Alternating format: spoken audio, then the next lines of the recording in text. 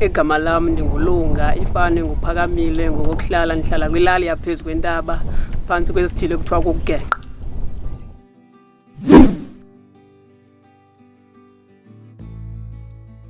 Iprogram yaseLouis Agri ndiyiqale kulo nyaka upheleyo nge-1 ka-August.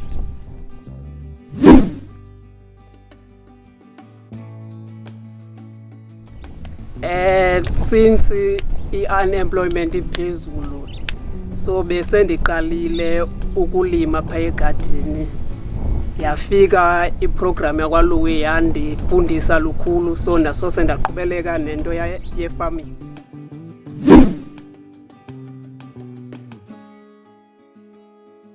Ever since ndijoyine i-learnership bekune-stipend. I-stipend siye sandincedisa ukuze ndikwazi uthenga i-inputs ndiqhubeleke ne-farming yam.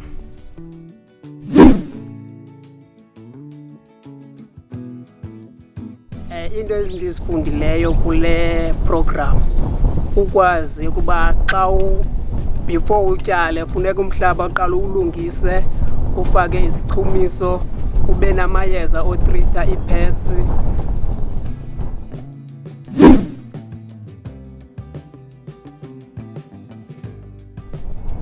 Apha siye safumana i-watering can, ndawutsho ndakwazi ukunkcenkceshela. Safumana ne-sprayer, sakwazi ukuzispreya izityalo zethu, no-pipe sakwazi utsala amanzi.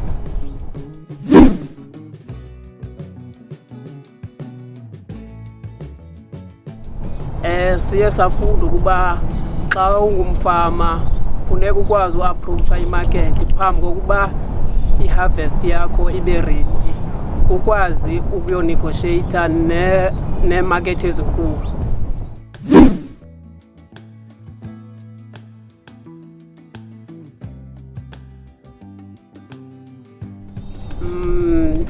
Ndingathi mna yona iprogram intle kakhulu, ingangayeki soloko iqhubeke nakwabanye abazayo ukuze i-unemployment ihle.